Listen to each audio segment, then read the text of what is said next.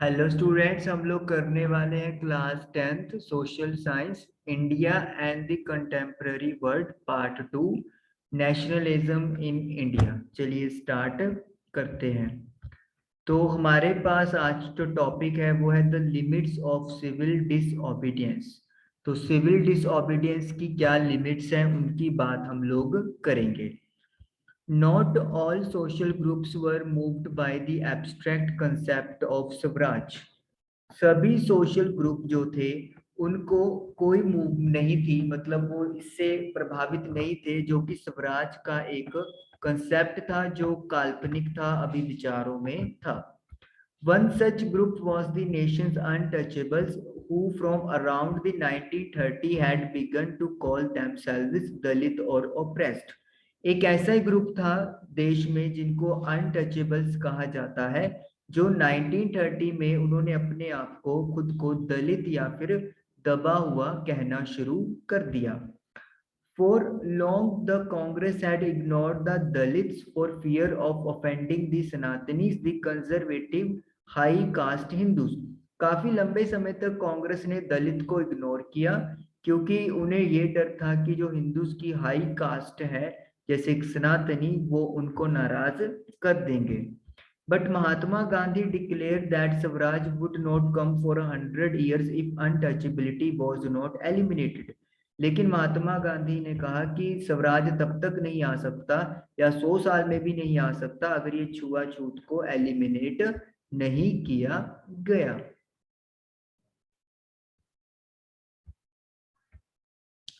He called the untouchables Harijan or the children of God, organized satyagraha to secure them entry into temples, access to public wells, tanks, roads and schools।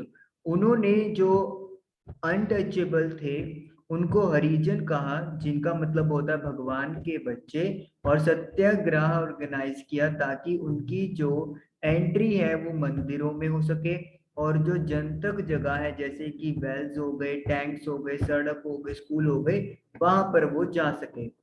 He himself cleared toilet to dignify the work of the Bhangi, the sweepers, and persuaded upper caste to change their heart and give up the sin of untouchability। उन्होंने खुद toilet की सफाई की ताकि भंगी जो sweepers होते थे उनके काम को रिस्पेक्ट मिल सके, और अपर कास्ट को भी इस चीज के लिए मनाया कि वो अपना हार्ट, अपना दिल बदले, अपनी सोच बदले, और ये जो छुआछूत का पाप है उसको वो त्याग दें। But many Dalit leaders were keen on a different political solution to the problems of the community। लेकिन काफी सारे जो दलित नेता थे वो एक अलग राजनीतिक हल इस जगह चाहते थे जो उनकी कम्युनिटी प्रॉब्लम फेस कर रही थी, यानी कि वो पॉलिटिकल इसका सोल्यूशन चाह रहे थे। They began organizing themselves and demanding reserved seats in education institutes and a separate electorate that would choose Dalit member for legislative councils.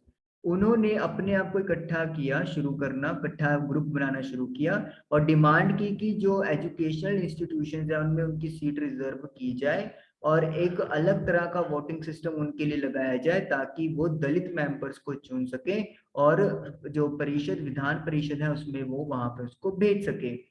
Political empowerment they believe would resolve the problem of their social disabilities. उनका ये मानना था कि जो समाज में जो disabilities उनको फेस करनी पड़ती है वो पॉलिटिकल पावर के थ्रू दूर की जा सकती है। Dalit participation in civil disobedience movement was therefore limited, particularly in the Maharashtra and Nagpur region, where their organization was quite strong। दलित की जो पार्टिसिपेशन थी सिविल डिसऑबिडेंस मूवमेंट में वो इसलिए लिमिटेड रह गई, खास करके महाराष्ट्र और नागपुर के रीजन में, जहां पे उनका ऑर्गेनाइजेशन बहुत ज्यादा स्ट्रॉन्ग था, तो उन्होंने जो पार्टिसिपेशन था वो बहुत ज्यादा कम किया था।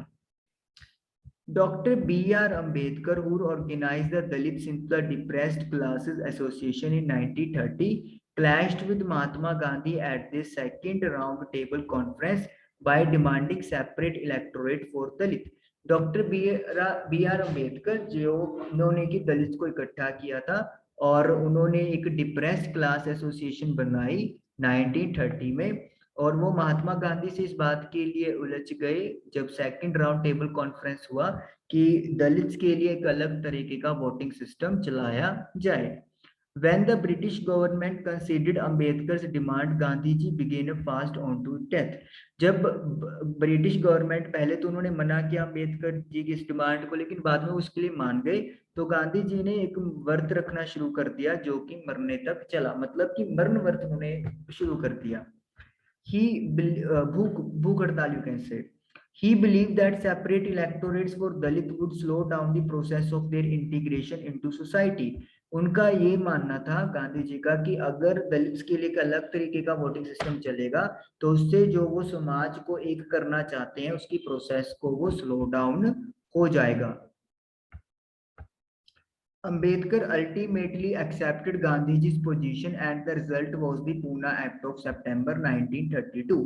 आखिरकार अम्बेडकर जी ने गांधी जी की जो राय थी वो मान ली और पूना एक्ट कोई समझौता था वो मतलब तय हो गया जो सितंबर 1932 में हुआ। इसमें क्या था? It gave the depressed classes later to be known as scheduled caste reserved seat in provincial and central legislative councils, but they were to be voted in by the general electorate. इससे जो depressed class थी जिनको बाद में schedule caste बोला गया, उनकी प्रांतीय और सेंट्रल जो विधान परिषद थी उनमें सीटें रिजर्व कर दी गई, लेकिन जो उनका चुनाव था वो जनरल वोटिंग के द्वारा ही हो रहा था। The Dalit movement, however, continued to be apprehensive of the Congress-led national movement. लेकिन जो दलित मूवमेंट था वो अभी भी मतलब जो कांग्रेस के द्वारा चलाया जा रहा नेशनल मूवमेंट था वो अभी भी इसके थोड़ा सा चिंतित ही रहा। मतलब कोई अभी भी आप ये बोल सकते हैं कि दलित मूवमेंट और जो कांग्रेस का मूवमेंट था वो अभी भी एक नहीं हो पा रहा था। There is lack of unity का प्रॉपरली लैक था।